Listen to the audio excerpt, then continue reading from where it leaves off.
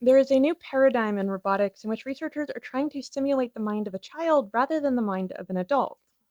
The idea was partly inspired by Alan Turing. I mean, the researchers quoted him right in their paper. He was a mathematician and is considered one of the godfathers of modern day computing. I mean, he believed a lot of things, including that AI would eventually become self referential. Once it started reproducing itself, it would then supersede humanity. Either way, children learn much differently than adults, and everything that we build for our way of understanding the world was built in childhood, and that is something that you can recreate in a robot. Humans are not born understanding everything about the world around us. There are some things like instincts that we have to have. We do need to know how to breathe, and we are born knowing how to grasp. And there's some evidence that we also know how to hold our breath and can then be taught how to swim. But we have to interact with the world, try and fail in order to learn it. And this is a new principle in teaching robots how to exist. And these researchers used that principle. They just gave AI a set of rules so they could observe how the world works and then interact with it. They could try to make a prediction about what would happen and then fail to do so through trial and error. These were, of course, simple logic games, kind of like cell phone games you might be familiar with from a couple decades ago. They moved around shapes on a screen in order to solve a puzzle. They had to learn how to rotate the pieces and how they fit together, and they would start to learn the logic of what was going to happen if they took an action. The result is the less steps over time, so the robots really did improve, but this demonstrates an understanding of how the world works. This does also work from robots that are only ever given pixels. They can watch a video and try to figure out how the world works, how things interact with each other just by watching that video, and have never been given the language layer. So they have to figure out symbolism just from watching pixels, which is a huge leap forward for how an AI can operate. When we think about visual language models, those are still language models. They take an image and then turn that into language that they can process. But being able to take concepts just from something they see and transforming that into something meaningful is amazing.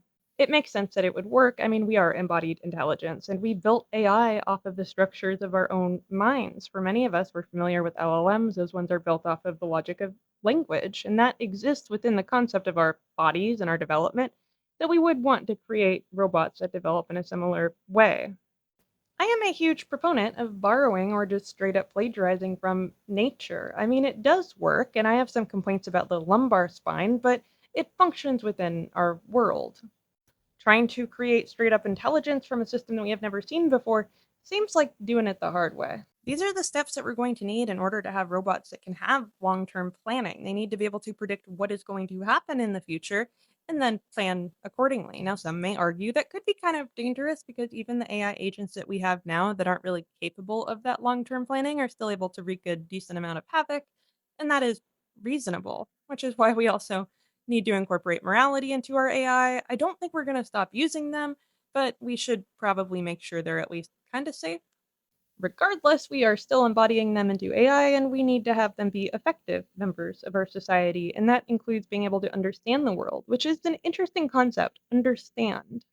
Because how can you truly demonstrate that somebody understands the concepts that they are experiencing? Maybe for an AI and it is something that's being done, can it assemble it in a new way? And yes, AI has demonstrated itself capable of doing so.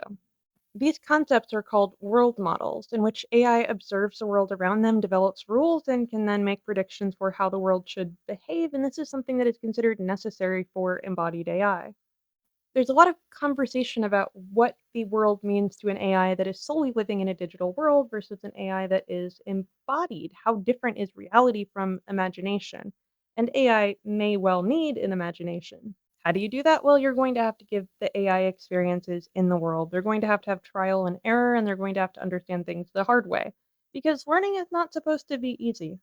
Now, one of the questions people love to ask is, well, is it conscious? And unfortunately, I have to say no, and nothing will ever demonstrate that it's conscious. Until we have some solid definitions for what consciousness is, it's always going to be philosophical, just like the concept of understanding. We can make an AI that recognizes itself in a mirror. That's been done. I've talked about it. You can also make an AI that models what somebody else is going to do. These are all possible things, but no matter how many times we meet that goalpost, we're never all going to sit down and say, yes, it's conscious. Not even if robots sat around and asked for rights, we're still not going to collectively accept it. And that's kind of a difficult thing because AI is so polarizing. And I think part of that is how convincing it seems to be when it's a large language model. Either way, as the advancements come, I will keep you up to date. And if the robots ever do rebel, I will probably be the person to tell you about it. And I'm on their side. Follow for more.